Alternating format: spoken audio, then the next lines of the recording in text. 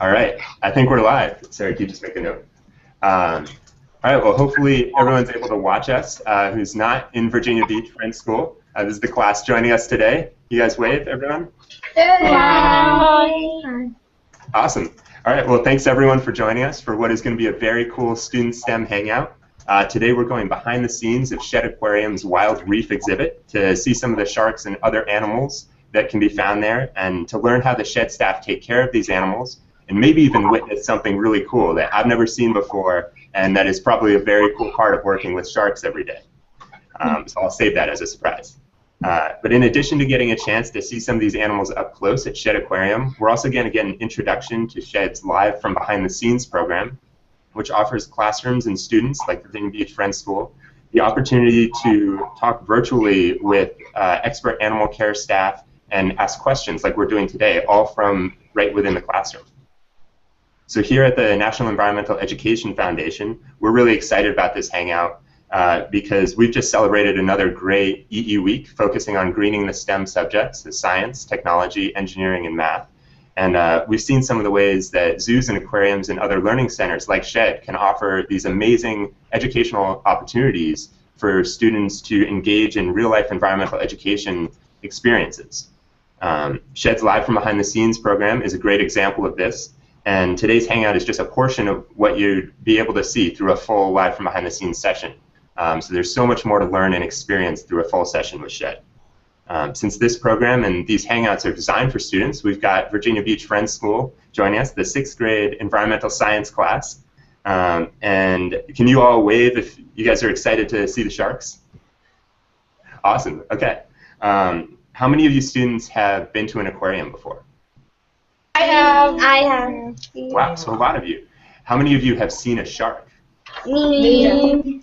Wow, okay, cool. Well, today we're probably going to get closer to a shark than you've been before and you've been able to see and learn more about sharks. So I'm excited. I hope you are too.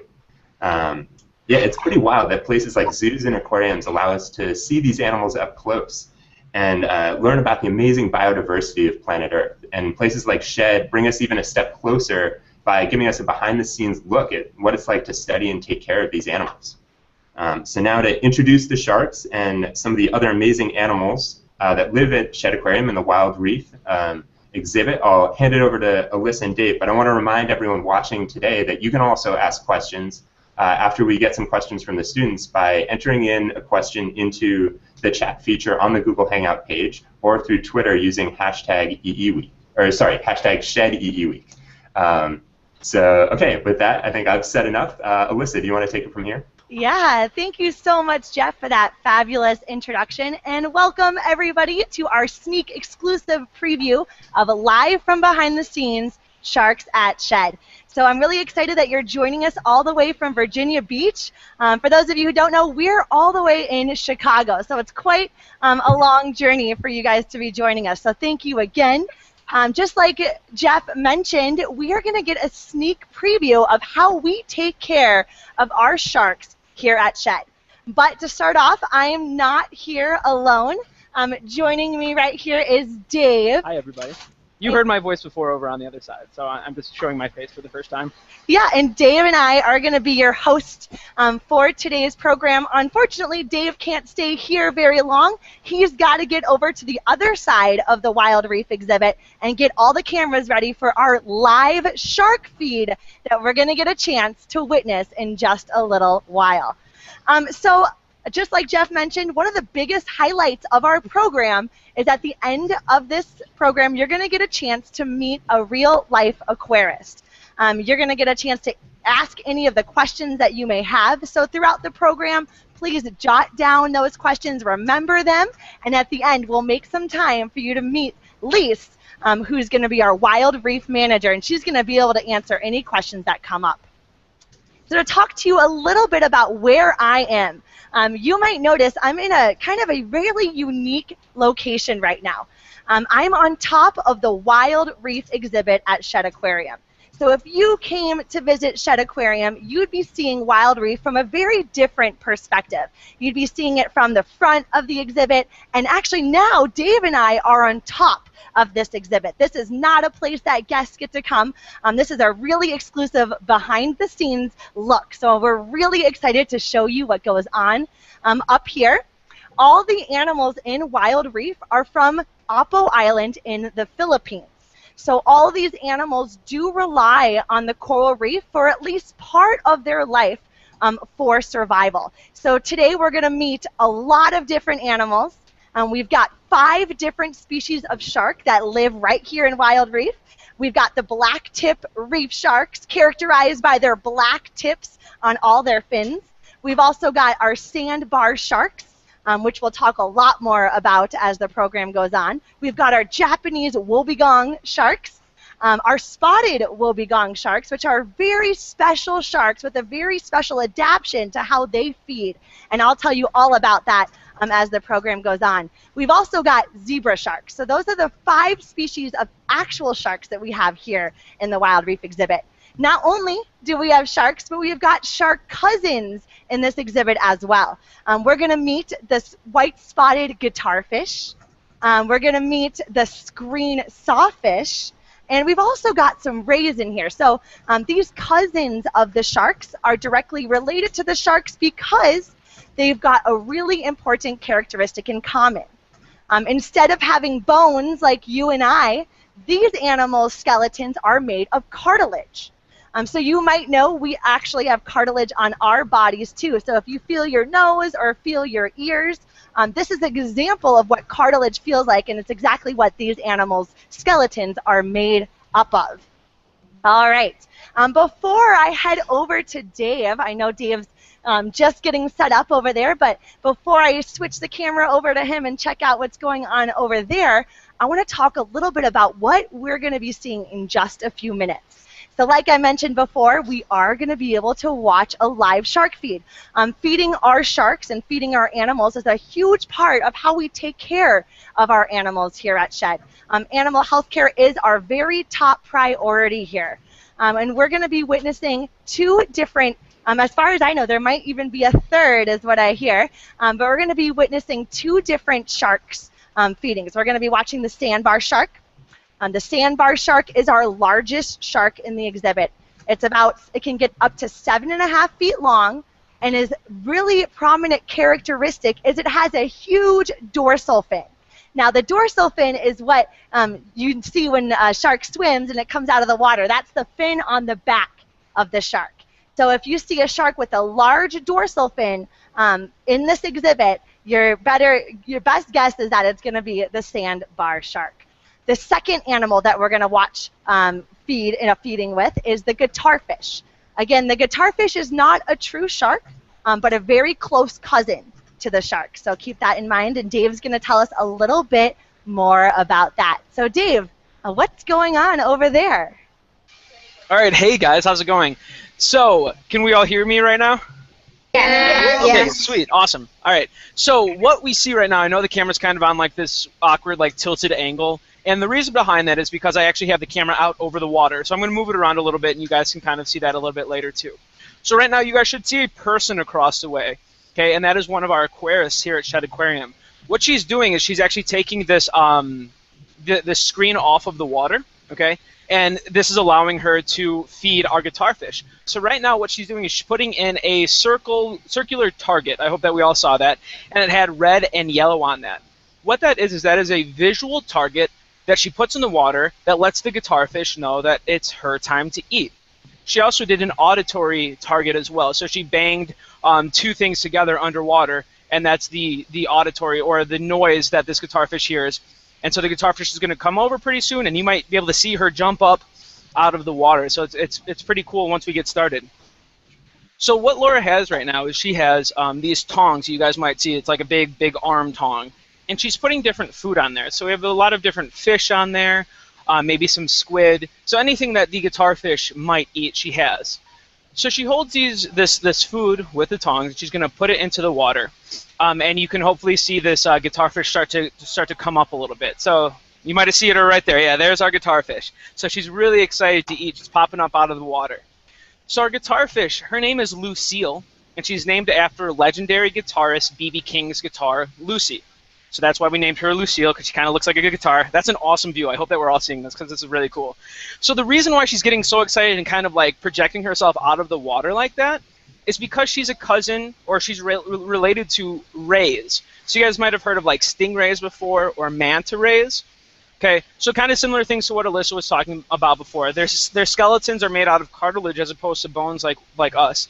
Another big characteristic with rays and guitarfish is that that's her feeding. See, it's just that quick. But another thing about her is that her mouth is actually on the bottom. So her mouth is on the bottom of her body instead of like on the front or the top. And so she eats things that are at the bottom of the water, or that's why she was kind of like catapulting herself out of the water so that the food can go into her mouth. Another thing too, do you guys know what gills are? Okay, I think we should know what gills are. So gills are basically fish's way of breathing. So they have to flush this water over their gills, and then it takes in dissolved oxygen, and that's kind of how they breathe. All right, so I'm moving the camera. My apologies. All right, so like when we breathe in oxygen through our lungs. All right, so I'm going to have to hold it here for a second. You see Laura getting set up again. So this is actually really cool because we actually never do really see this feeding. So this is our green sawfish.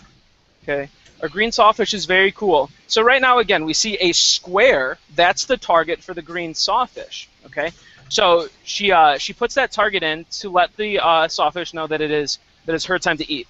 So the sawfish's name is Ginsu. All right, Ginsu in here. Their maximum size can be 23 feet, but Ginsu, the green sawfish that we have, is actually 14 feet long.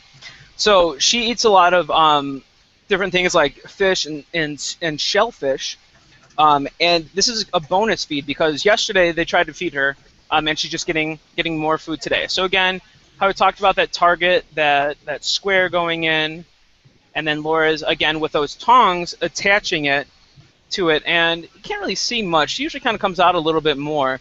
But if you were here, it's kind of cool because sawfish are called sawfish because their nose, what looks like their nose actually looks like a huge saw. So we're not really seeing too much right now, unfortunately. But it's kind of cool still that she's doing this feeding. So I'm going to put the camera back, right up over the water. Okay, sorry for all the motion. Hopefully we're not motion sick. And I'm going to move the camera angle back over here. So like I said before, our camera is actually hanging over the water here at the Wild Reef exhibit at Shed Aquarium. So I have two aquarists behind me getting set up. You should see them on like the right side of your screen. So what we're getting ready to do now is to feed our sandbar sharks. So Alyssa mentioned before, they can get between 6 and 7.5 feet long. They're some of our bigger sharks here.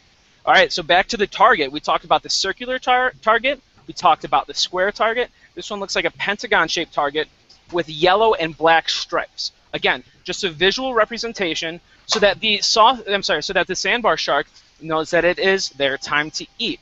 And again, they're hitting things underwater. This is just like a triangle like you guys might play in band, okay? But they hit that underwater. Again, so we have an auditory or a noise cue, and we have the visual cue to let the sandbar shark species know that it's their time to eat. So right now, you guys should be seeing all these really cool fish swimming around. You might see some black-tip reef sharks, which are some of my favorite. They're a little bit smaller. We might even see some zebra sharks come over here. So again, our aquarists do a lot of stuff here at Shed Aquarium. They do so many awesome things for their job. I mean, one of them is feeding our animals. So in here we've got some squid, we have some herring, we have some capelin, all these different types of fish that we're feeding our sharks. But also, what we also give them is, you might see a little pill shape. I don't know if you see that or not, but those are actually multivitamins. So I don't know if you guys take a multivitamin. I take one every day. It's just something to kind of give us a little bit more boost in the nutrition that we might get every day. So it's just another boost for them. We also, I don't know if you can see it or not, we have two aquarists here. One of our other aquarists is also taking notes to keep track of each individual shark to make sure that they get enough food each day. So a few things about the sandbar shark. They, along with the black-tip reef sharks, are what's called obligate ram ventilators, a very fancy way of saying that they just need to continuously swim okay, to push oxygen-carrying water over their gills. So like some fish could stop swimming, and they have these cheek muscles that kind of force the oxygen-rich water over their gills so that they can breathe. But these guys cannot stop swimming. They have to swim all the time. So we don't really know how they sleep. There's not a lot of research done on that. But they do have to just continuously swim around so that they're forcing all that oxygen-rich water over their gills. Another thing, too, they're what's called a pelagic eater, and that just means that they find things in the open water. Okay? A few other things, too. Their shape is almost kind of like a torpedo-like, kind of like how we see a lot of other sharks, and that just helps them really quickly swim through the water. So hopefully we're seeing some pretty good images right now. We've got a lot of fish that are really curious in here, but we have seen a few sandbar sharks thus far. They kind of look like, I don't know, like a regular shark that you guys kind of might picture in your head. So these things are really cool. So our aquarists are going to continue feeding these sandbar sharks for quite some time. But I have a question for Alyssa, and maybe you guys can help me out. I'm seeing this, and I see this a lot, and a lot of these sharks just look so similar. They have the same color, they have the same shape. I don't really know how they tell each other apart. So how do they keep track, and how do they know how much food each one is getting? Alyssa, do you want to take over for that? Yeah, thanks, Dave. What did you guys think of that awesome up-close view of our sharks eating? That is pretty cool stuff. All right, so just like Dave said, for an aquarist who works here for maybe 10 or 20 years, it might be easy to figure out which animal is which, so which individual is which. However, for Dave and I and maybe aquarists that are new or animal health team members, this can be quite difficult to figure out which one is which. And we need to know which one is which because we want to make sure that they're all getting the proper nutrition that they need to survive. So what we do, one of our aquarists here, they not only have to feed the sharks and do lots of other jobs, but they're responsible with coming up with a way to tell the sharks apart. So I'm going to pose the question to you guys. We're always looking for new ideas to figure out which is which. So I want you guys to take a couple of minutes and talk in your class with your classmates. And I want you to think, if you were an aquarist working right here with us in the Wild Reef exhibit, what type of mechanism, what type of tag would you design to stick on the shark to know which shark is which? Now, you want to keep in mind some things. You want to make sure that it doesn't get in the way of the shark's natural behaviors. You want to make sure it absolutely doesn't hurt the shark. You want to make sure that it's durable. Again, these sharks come from the Philippines, which means they live in salt water. Salt water can be very corrosive and hard on something, so you do want to make sure that it won't just dissolve off or corrode. So keep those in mind when you're thinking of how you would determine which individual is which. So just take a couple of minutes, talk with your classmates, and then at the end, if maybe one or two of you want to come up and share your ideas, we'll share that with our aquarists at the end of the program. Does that sound good, guys? Yeah? Awesome. Okay, just take a couple of minutes, and I'll check right back in with you.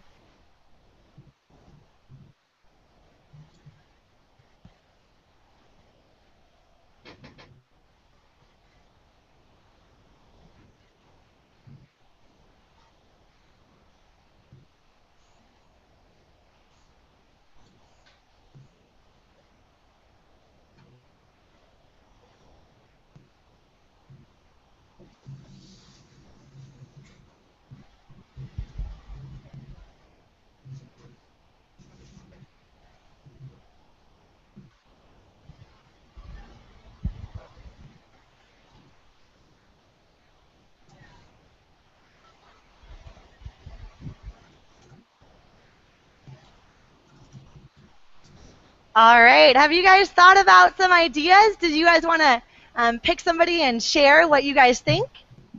Sure. Yeah, awesome. Make it out of plastic because plastic wouldn't corrode like metal would. Very good idea. That's absolutely something that we want to keep in mind. Plastic is a really good resource to use for this. Have you thought about more of how you would make it so you know which one is which? Would you have different colors? Would you have different designs or patterns? And how would it stick to the animal?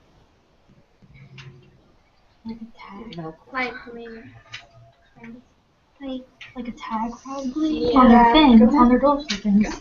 Go ahead and sit.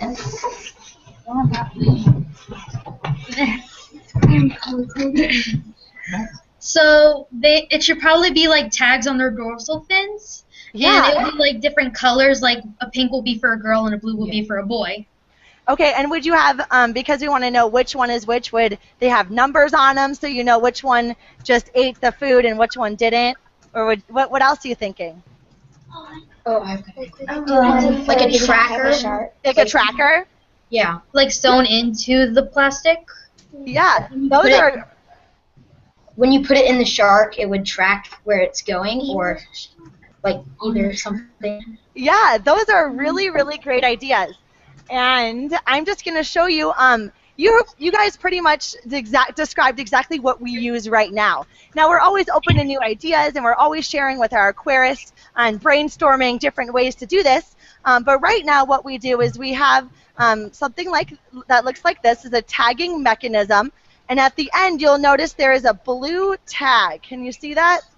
Yeah. Yes. Yes, and so this, it's like if you've ever had your ear pierced, it's a very similar type of apparatus that we use, and we attach that colored tag to the dorsal fin. Just like you said, the dorsal fin is usually the first thing that comes out of the water with the shark. So it's the first thing that we see.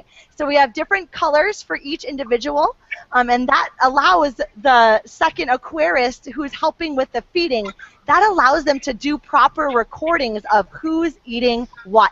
So you guys did a wonderful job brainstorming. Now that we had a chance to watch a sandbar shark feed, I want to talk a little bit more about how other species of sharks feed. So as you know, we've got tons of different species of sharks that live in the world's ocean. And they all eat and feed in different ways. So for example, the largest shark in the world, anybody know what the largest shark in the world is?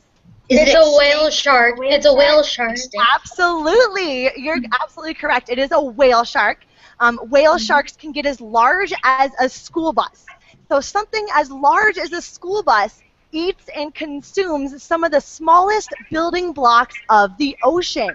So if you take a look at your pinky and take a look at your pinky fingernail, look how small that is. That's the average size of the food that whale sharks eat. So whale sharks are filter feeders. They eat things like plankton and krill.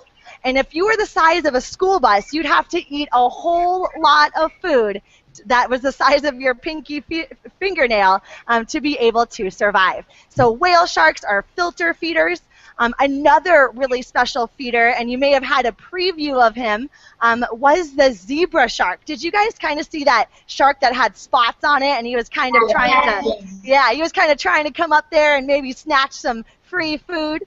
That zebra shark has a really special squishy mouth. This very flexible mouth allows it to get into tiny crevices to get out mollusks and crustaceans, which is their main diet. Another one of my favorite sharks that we're going to talk a little bit more about is an angel shark.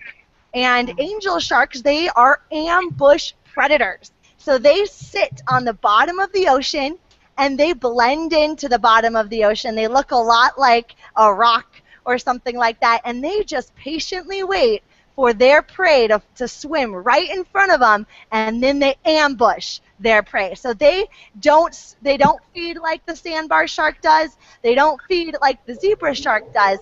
They stay right on that bottom of the ocean waiting for their food to come to them. So now that we talked a little bit about how other sharks feed, one really common question that we get here at Shed is who eats more food?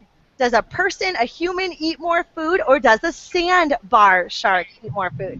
So by a show of hands, just if you think that a human eats more food than a sandbar shark, raise your hand. All right, so nobody. Maybe one person? Okay, if you think that a sandbar shark eats more food than a human, raise your hand. Okay, so most of you, right, most of you think that sandbar sharks eat more food than humans. Well, guess what, guys? Humans actually eat more than double the amount of food per week than a sandbar shark eats. So on average, a person will eat about 14 pounds of food in a week. Now compare this to the sandbar shark. On average, sandbar sharks eat about 6 pounds of food per week. So that's a pretty big difference. Now, why do you think that is? I want you to take a minute, talk with your classmates, and again, maybe pick 1 or 2 people to come up to the front and share, why do you think that humans need to eat more food to survive than the sandbar sharks? On top of the ecosystem. Maybe it's because we might be, we're probably living longer lives and stuff. So And it we might. still- yeah. Or is it because- longer? So Is it probably, or it could be about the average man is like 6 foot and sandbar sharks are.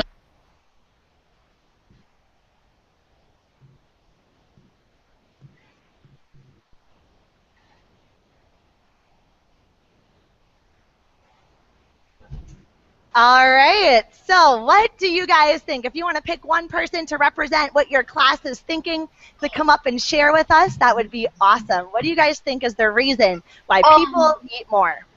So basically, we thought that people eat more because we move around more and stuff, and we're alive longer, so we are growing longer, and we need more food and nutrients to help our growth process.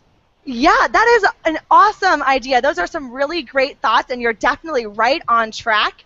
The main reason that humans need to eat more food than the sandbar shark is because we are mammals, which means that we are warm-blooded.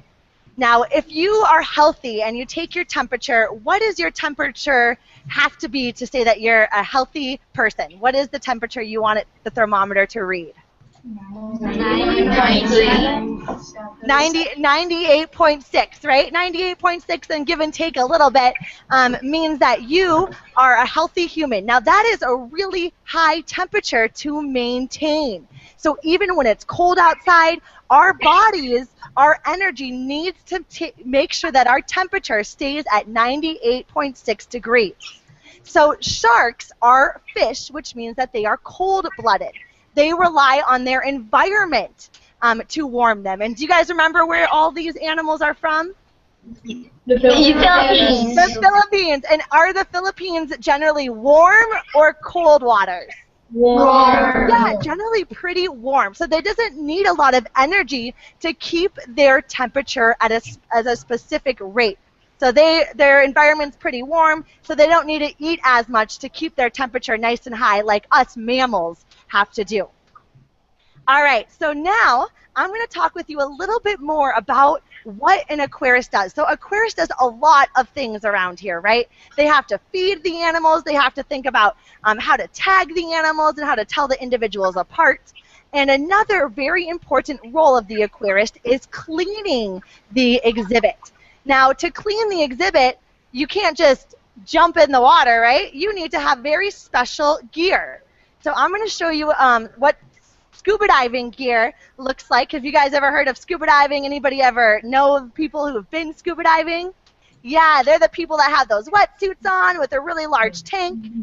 They also generally have a mask to be able to trap a layer of air in between them and the water to be able to see clearly. They'll have a general large tank filled with air so they can stay down there and breathe air. Now they breathe air with a regulator. This is called a regulator. They put it in their mouth like this.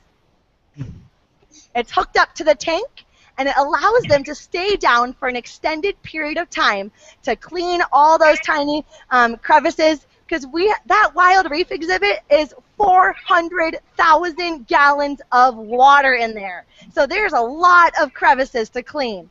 Another really important part of dive gear is going to be your gauge. This is going to tell you how much air you have left. If you notice, you usually start your dives with about 2,000. Your reading's generally about 2,000 PSIs, and then as time goes on, you want to keep an eye on that air to make sure that you don't run out underneath the water there.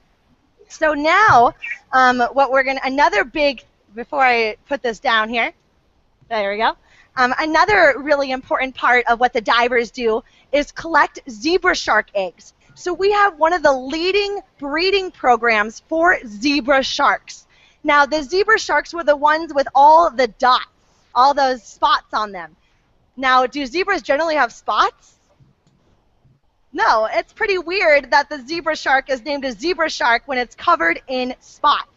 Well, the reason is when a zebra shark is born, it's born with stripes. So for the first part of its life, it has stripes just like a zebra, and as the zebra shark grows and matures, those stripes turn into dots.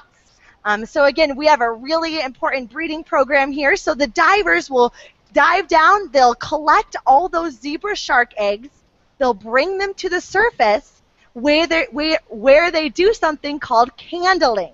Now, candling is when they shine a light through the zebra shark egg and they're looking for a yolk or a potential embryo. And if they see that, they know that there's a good chance that it could be a fertilized egg. Then that's when we put it in a very special location and monitor it and make sure that it hatches into that small striped zebra shark. Now, before we're getting a little bit close to the end of the program, so what we're going to do is I'm going to send it back to Dave. He's going to show you what a zebra shark looks like after the zebra shark has hatched out of it and what you would expect to see.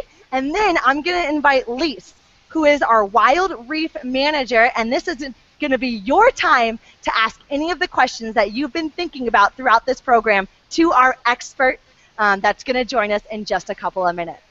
So, how's it going over there, Dave? Hey guys, how's it going? So yeah, we're just about to wrap up over here. There was a zebra shark hanging out here for quite some time. They're very curious. They're interested in what's happening over by the sandbar target. But hopefully you guys can see. There you go. Okay. So this is what a shark egg looks like after it is hatched. This one's empty, of course, and it's kind of hard actually. So it's kind of hard and it's a little hollow. I actually got to feel one for the first time a few weeks ago, and it feels almost like a jelly-like substance when it first hatches. So it's pretty cool stuff. But I wanted to say thank you all for joining us today.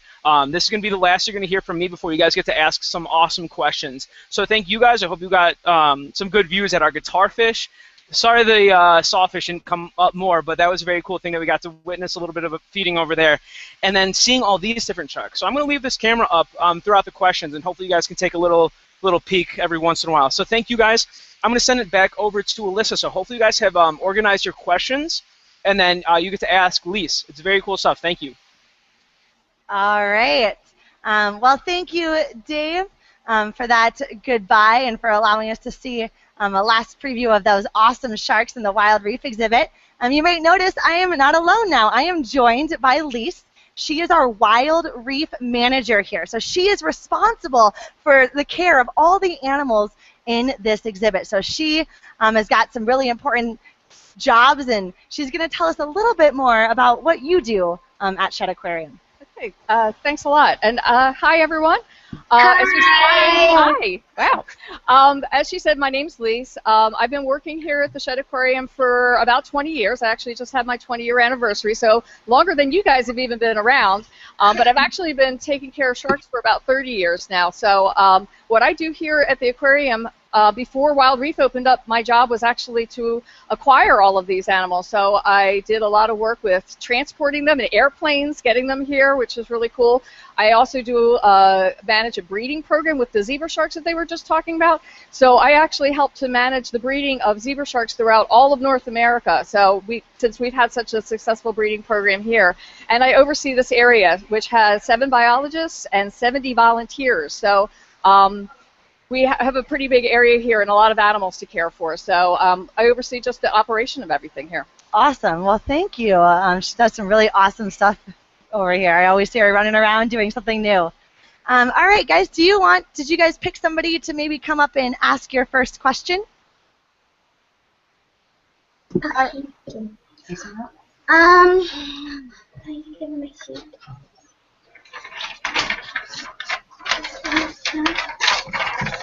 Do you think the sharks are safer there in the aquarium?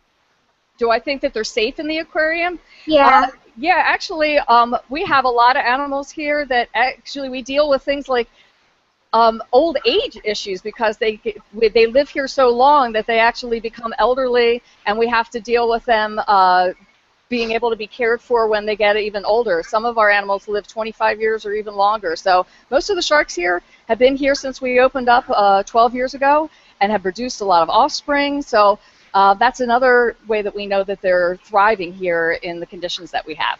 That's great question. All right, who wants to ask the next question? Okay. What inspired you to like or become a marine biologist? What's your favorite thing to do there? Well, that is a really great question. I've been working around animals my whole life. I grew up on a ranch where I was around animals, and I knew that even when I was growing up that I wanted to do something with animals, and I wasn't sure exactly what it was. And I actually got hired even when I was in college at another aquarium, and I started out as a diver, and I was just absolutely fascinated with these animals. I was fascinated with the animals underwater, and I had an interest, just the same way I'm sure you have interests, and it's just something you think is really cool. Well, I found out that I really enjoyed working with sharks. I really enjoyed it, and also I was good at it. So it was just something that I've been doing for a long time now because I found that it was just an interest of mine.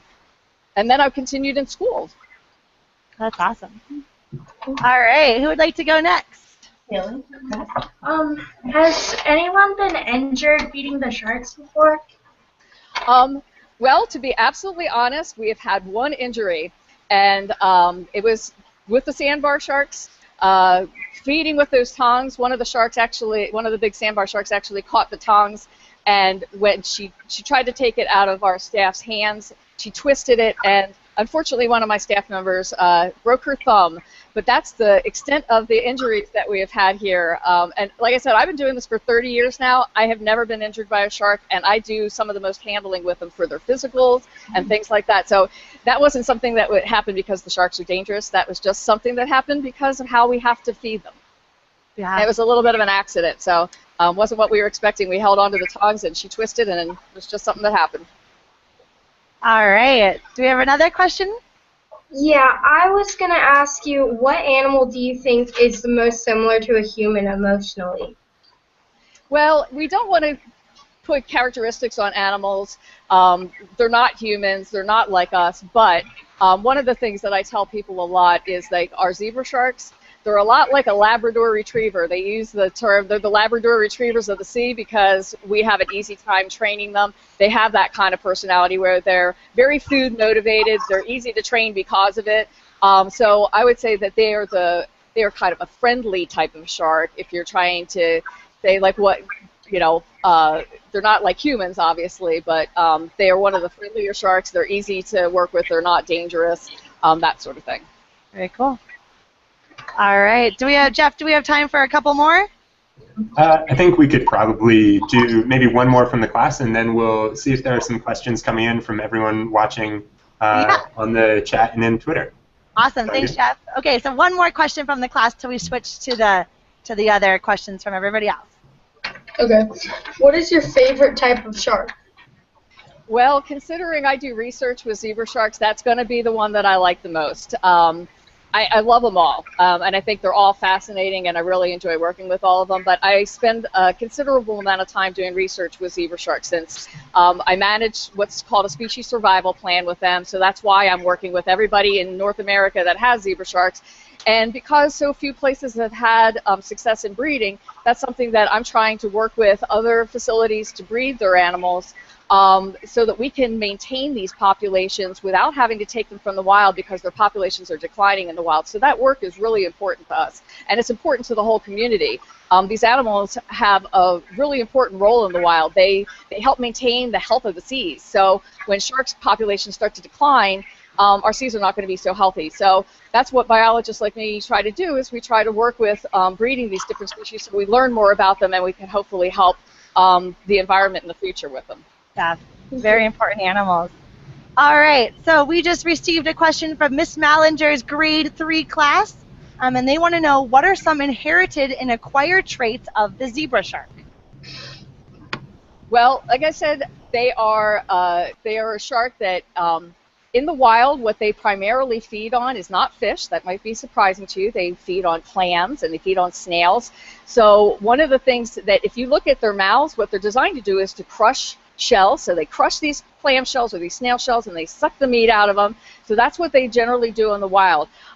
They are, as I said, they are very food motivated, unlike some of the other sharks that you see that they don't always eat as well because of different stages of life that they're going through. The zebra sharks always consistently eat very well, and they're very easy to train because they enjoy being rewarded with their food. So those are some of the general characteristics that they have.